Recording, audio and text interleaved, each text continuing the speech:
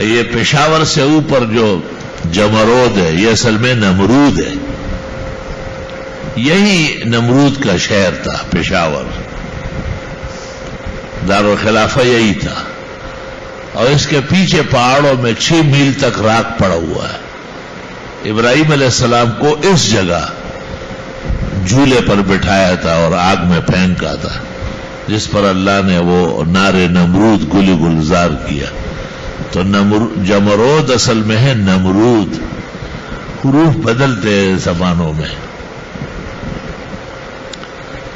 اور ابراہیم علیہ السلام کو ایک قبیلے کی عورت سے بھی شادی کرنی پڑی، اس کا نام تھا خیبرہ.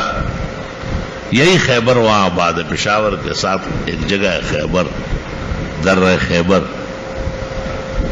اور اس کا بیٹا ہوا تھا، اس کا نام تھا فشتون. پختون سب اس کی اولاد. یہ بی بی ہاجر اور سارا کے علاوہ تیسری عورت تھی. ابن خلدون نے تاریخ میں اس کا ذکر کیا ہے، اور لوگوں نے بھی کیا ہے. قدیم تاریخ جنہوں نے ہندوستان کی لکھی ہے انہوں نے تفصیل دی ہے.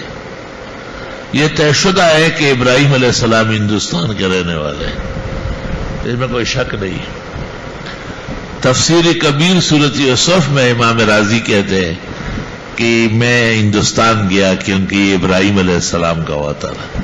اور 606 میں رازی مرا ہے.